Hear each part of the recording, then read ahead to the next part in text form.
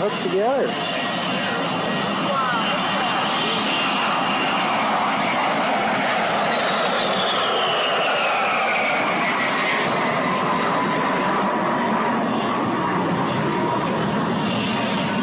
See a couple grasshoppers do that one.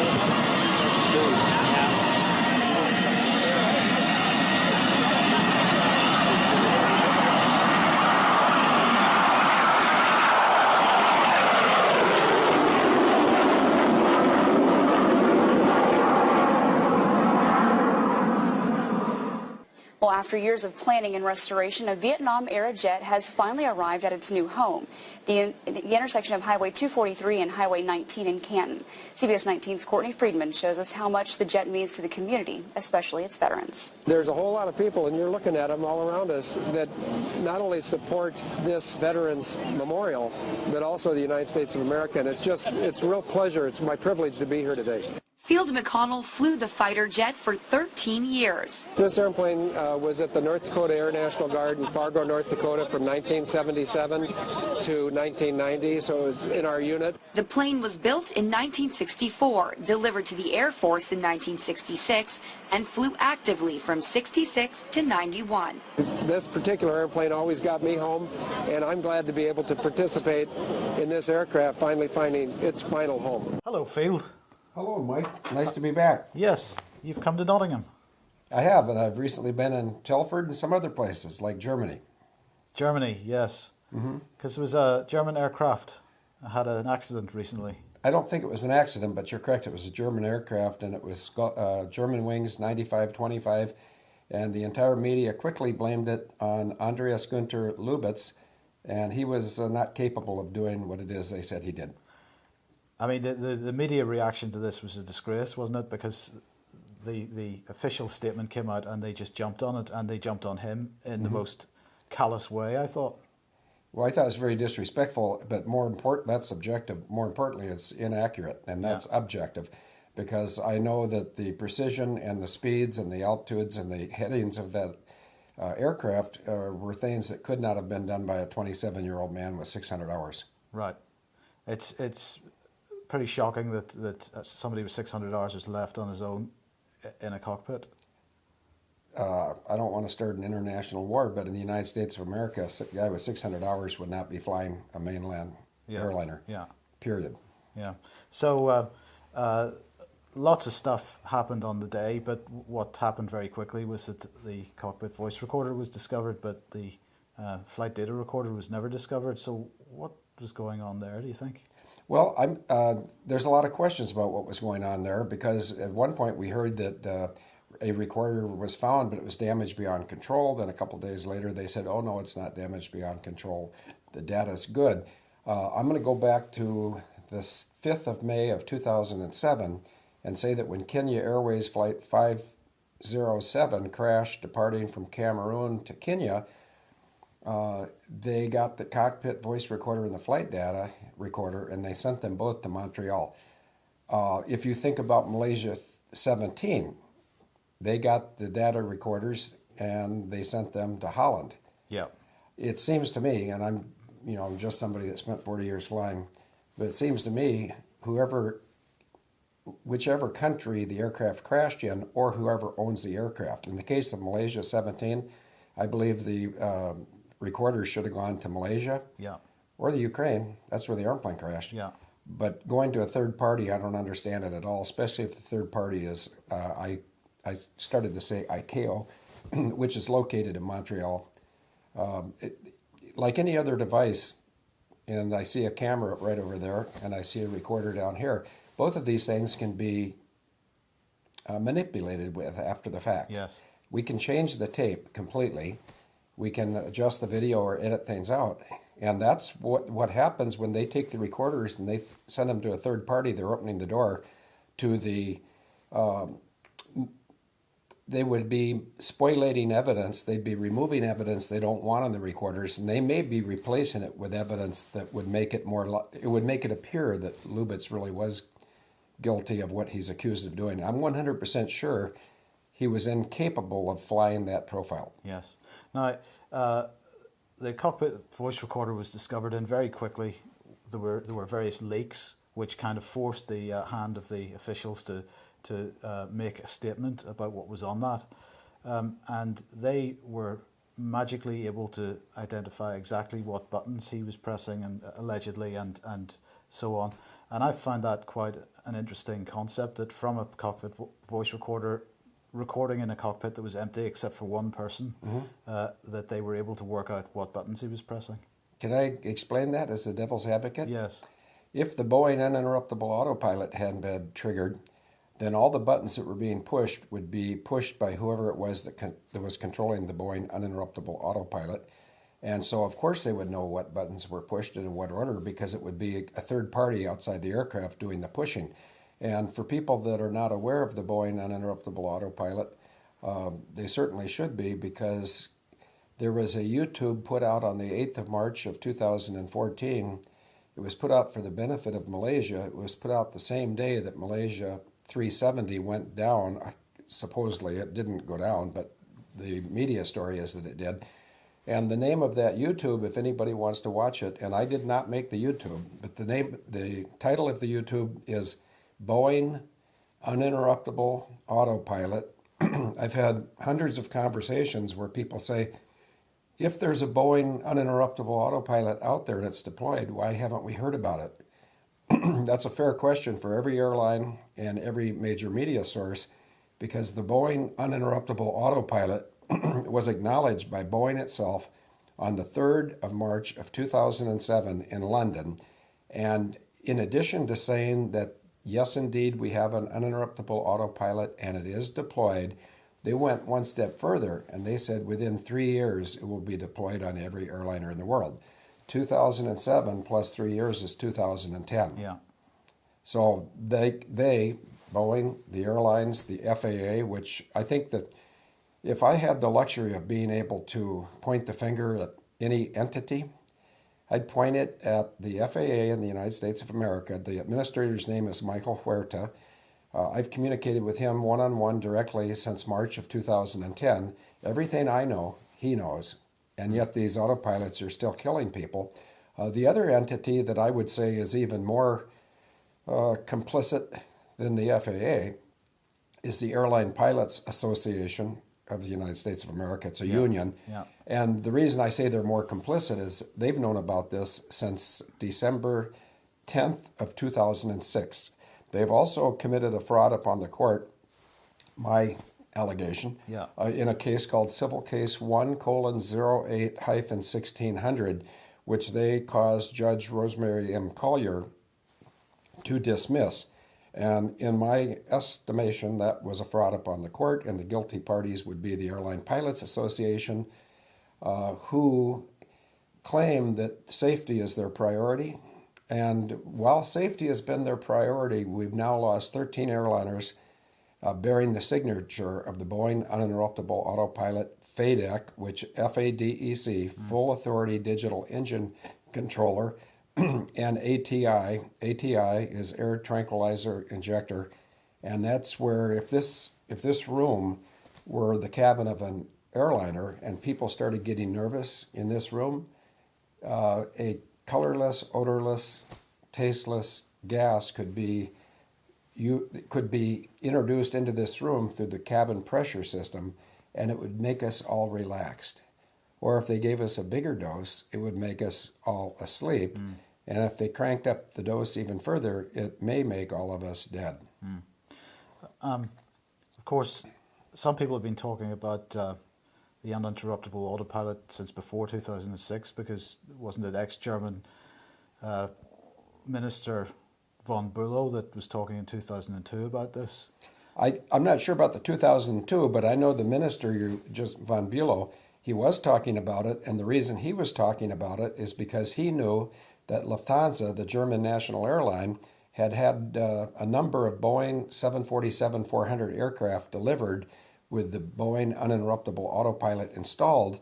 And from my experience, Lufthansa and their mechanics, which they don't call them mechanics, they call them techniques. Yeah. But they're some of the best in the world, if not the best in the world. I would just say if you compare German cars to other cars, Yeah. you can assume that German engineering and German mechanics on aircraft are top notch also. They found the Boeing uninterruptible autopilot. Lufthansa objected strenuously. Yeah. Lufthansa paid $800 million to rip the Boeing part out, and then they had the Luftwaffe design a flight director to replace it. The reason Germany went to this expense is they did not want the United States of America to be controlling German airplanes, and I think they're absolutely right. So it's a bit ironic, perhaps, that now Germany, the German government, is calling for this to be put on all aircraft, and in fact Germany is going to end up with it if they don't already have it, and of course you're suggesting that they do. Well, they apparently had it on that Airbus, Yeah. and that Airbus was a Lufthansa Airbus when it got so many cycles. And for people who don't speak airline talk, a cycle is simply a takeoff, a pressurization, a descent, and depressurization, and landing. Yeah. And what happens, it's like if we had a balloon right here at sea level or wherever we are, and the balloon was full to 40 psi, and then we ascended, the size of the balloon would get much bigger because the internal pressure still be 40, Yeah. but the external pressure descends on a scale. As altitude climbs, the pressure lessens and the balloon gets bigger until Yeah. it goes pop. Yeah. This aircraft that crashed on the 24th of March of 2015 had a fair amount of cycles, but at the time it was transferred, plus or minus weeks or months, but roughly at the time it was transferred from Lufthansa to the regional carrier Germanwings, it had its useful life extended administratively by doing a bunch of mechanical inspections. Yeah. But I'll stand by my original statement. I think Lufthansa's maintenance is one of the best in the world. Yeah. Yes. So anyway, this aircraft crashed, and what do you think is the reason? Why did they? What happened here? I think. Is this a reinsurance job? Oh, certainly. In fact, that's a very good question, because do you know the name of the insurance company that had the insurance on this aircraft? No. Alliance, ALL. Yeah. You've heard it? Oh yeah. If you check all the airplanes that have gone down in this batch of 13, and the batch of 13, you can Google it because I've written about it on the internet, and I refer to it as the Baker's Dozen, Right. because Baker's Dozen means 13 in some cultures. In the first one in the Baker's Dozen was Adam Air 574 in Indonesia on the 1st of January of 2007. The last one, I'd like to think it's the last one, but so far the last one is Germanwings. And in there we've had 13 aircraft taken down with the signature of the Boeing uninterruptible autopilot with two exceptions. Speedbird 38 at Heathrow in January of 2008. That was taken down with FADEC, in my somewhat expert opinion. And I have to credit the British Airways crew. The co-pilot, or the first officers flying the airplane, they were on short final landing at Heathrow, and both engines, in pilot talk, they say roll back. What they mean is both engines failed. And they were trying to say that was due to engine icing. Well, that's really nice because cold air is up high and warm air is down low. And if there had been ice up high, it should have melted by the time they're down low. Yeah. So, yeah, engine icing could make the engine shut down. Yeah. To shut down simultaneously, maybe not, because usually it's really an inexact science. If there's ice crystals in the fuel, the fact that there would be the same concentration of ice crystals in two engines that are 30 feet apart, Yeah. I think it's unlikely. But if there's a guy pushing a button to kill FADEC in both engines, then they're going to fail simultaneously. Yeah. Conjecture really doesn't help at this point. What we know is that both engines failed on final. The co-pilot was doing such a fine job of flying and managing energy. Most people that haven't flown airplanes don't realize that what pilots really are is geometry experts and energy managers. Yeah. But the co-pilot was sitting there, he felt the airplane slowing. Yeah. And that's why it's really good that the captain didn't take the airplane, because the FO had the feel of the airplane. Yeah. And he could manage it. And he managed it to a safe enough Conclusion. collision with the ground Yeah. that nobody got hurt. Yeah. And the airplane was trashed, but there was not one fatality. And an airline pilot's first job is safety, even though you just heard me criticize the Airline Pilots Association because they know everything I know. Yeah. I've told them everything. Yeah. and yet they sit there and they do nothing. Yes. And of course, the other case that you mentioned is MH370/17. And I put those together because it seems to me that those were not two separate incidents. I don't think they were, and it's rather grim, and I don't even like to talk about this, but if somebody doesn't talk about it, it'll never get fixed. The 239 people aboard Malaysia 370 were very likely dead when the aircraft landed at FJDG, that's military and ICAO talk, for Diego Garcia. Yeah. And when the aircraft landed at Diego Garcia, at 6:51 in the morning of March 8th of 2014, the 239 humans aboard the aircraft, it's my feeling they were dead due to the ATI. Yeah. And if I'm right or I'm wrong, it really doesn't matter, because when Malaysia 17 went down, there were two populations of bodies. There was a population of around 230 plus decomposing bodies, and there was a population of about 40 bodies, and this is really eerie and evil, but the other 40 bodies were fresh killed bodies with no blood.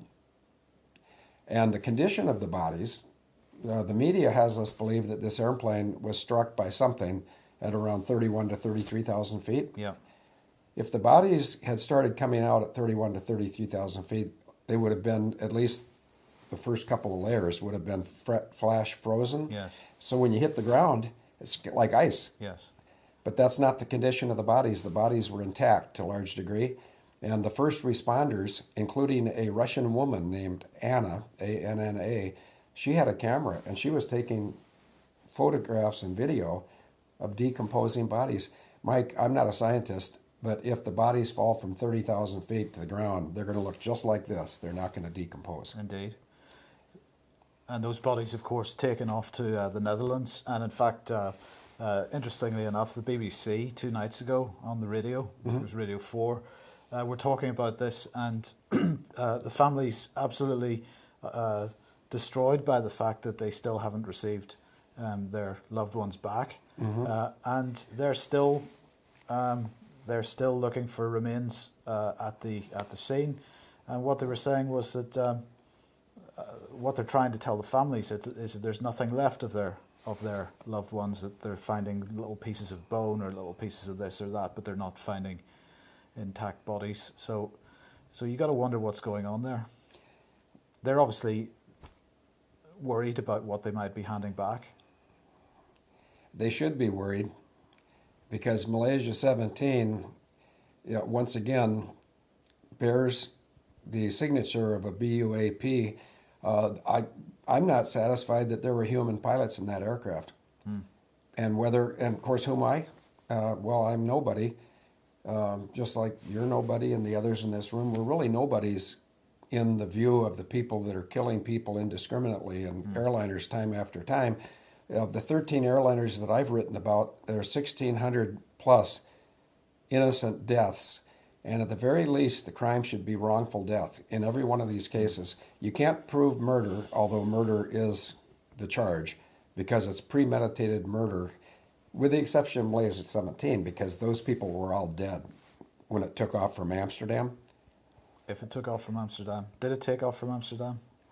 That's Something what's took reported. off from Amsterdam. It could have, but how do you know? Yeah. A drone, and people think that it's unlikely that an airliner could be droned. I don't think there's very many people in the world that are not familiar with military drones. And a military drone can take off in any weather condition and fly, according to their endurance, they can fly. Well, they're refueling them in midair. Well, they're now. doing that now, and they're launching them from aircraft carriers. Yeah. I just want to get personal here in a way that would hopefully stimulate, not cause people to think I'm arrogant, but one of the airplanes I flew was the F-4 Phantom. Yeah. They made 5,200 F-4 Phantoms. 40 of those 5,200 flew with the North Dakota Air National Guard. One of those 40 is on a pole in Canton, Texas. Yeah. The registration number is 640965.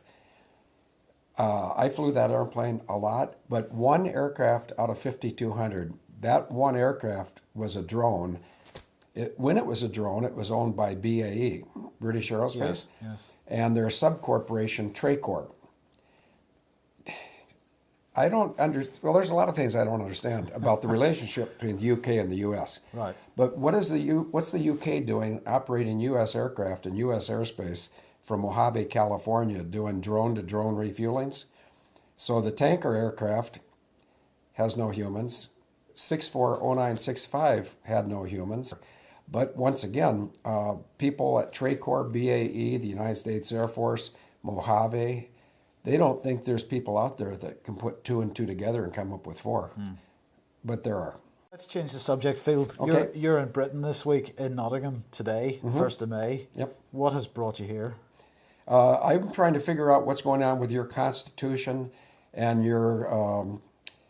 When people are evicted from their homes in the UK, to me it looks like almost like the Nazis. The police officials are very disrespectful, I think, to the public. And one of the things, I'm sure they say we're just doing our job. I'm sure they're saying, well, the judge ordered it.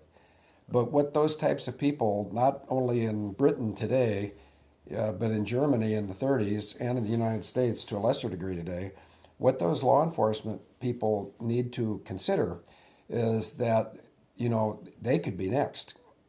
What's really going on, the core issue, and this is just my opinion, and I haven't shared it with anyone in this room, but I think what really is going on is all the contracts are being broken sequentially. Yeah. They'll break the common people first, and then when they got all the common people beat up, the cabal, that's my choice of words, but the cabal is running out of money, and they're running out of time. Now, over here, they're evicting people from the houses, and I've been told by people in your country that the game there is they get rid of the deadbeats, and then the bank owns the home, and they rent it out. That's one thing that's going on, yeah. What's another thing? Another thing that's going on is that properties are being stolen and then sold to developers for almost no money. So an extreme case, but it is a genuine case, a £500,000 home being sold to a developer for £80,000. And of course, the developer then develops that property and sells it, and then splits the profit with the people that stole the home in the first place. But this is theft of property at the moment. And in the case of Tom Crawford, who we're here to support today, of course they changed the terms of his mortgage without telling him, and then his mortgage completes and he finishes his final payment, and then they tell him, by the way, you still owe us £43,000. And this sort of thing is going on all the time. And most people don't know what to do about it. They think that the process is going on in court is a genuine process. They think that there's no corruption. And so when the bailiffs turn up with, well, they actually turn up with no paperwork these days. They just come along and say, we're bailiffs, we're here to take your house. And people hand over the keys because they don't know that the process that they've been through has been corrupt from the start. And so that's really what today is about. But you're absolutely right. The legal system in this country is being destroyed. You said country. Is it a country or is it a corporation? I think it's still both. Okay. I think it's not too late to go back, but we are in the process of. That's why we're here, isn't it? What they are doing is building parallel infrastructures. Yep. So the old way is still there. The common law country still exists, but the corporation is sitting on top of it at the moment or beside it. And what's being presented in the media is the corporate side, and the old side is being pushed away by the elites. And the only people that are standing up for this are the common people, us really. But the corporate side, every aspect of our lives is being corporatized in the most callous way, actually. Well, I'm from the United States, so anybody in the U.S. that hears this, don't think that this problem is in Britain alone. It's in the United States. And we are also a corporation in the United States. Yeah. And if anybody does not understand that, they need to get into a search engine and search Corporation of the United States of America plus 1871. I'm not sure. I think it was February. So let's just assume it was February of 1871. We went from being a free republic to being a corporation. And one of the reasons I'm here today is I can commiserate with the abuses being heaped upon the citizens, because in May of 2003, maybe I can't be specific. I think I can be close. Somewhere around the 20th of May of 2003, I was involved in a illegal house. Well, I had a house taken from me, Right. and a farm, and I don't want to get it. My case is just like Tom's. It's just one case of many thousands. But I went through a process, and I had the pleasure of sitting in a courtroom, and I'm looking right at the camera, just like I was looking right at the judge. And when I made eye contact with this judge, or camera in this case, I saw two things in his eyes. One of them I'd never seen before. I had never seen evil incarnate. Yeah. And if you've never seen it, you wonder, well, how can you recognize it? Yeah. It was obvious. Yeah, yeah. So I saw evil and I saw fear, and that really confused me. I almost smiled or smirked because that's just my nature. When something confuses me, I sort of smile like I can't figure this out. I figured him out pretty quickly.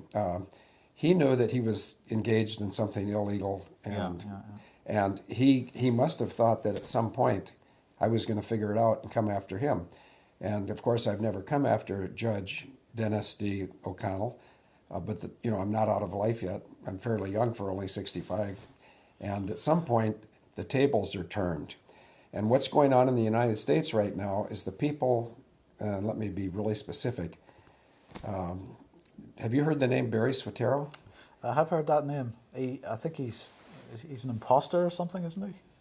Well, he's had three names that I know of, but my sister, Christine Marcy, in 1994, gave him his U.S. passport that says Barack Obama on it. And he went to my high school, and when he was at my high school, he was registered three ways: Barry Soetoro, Indonesian, Muslim.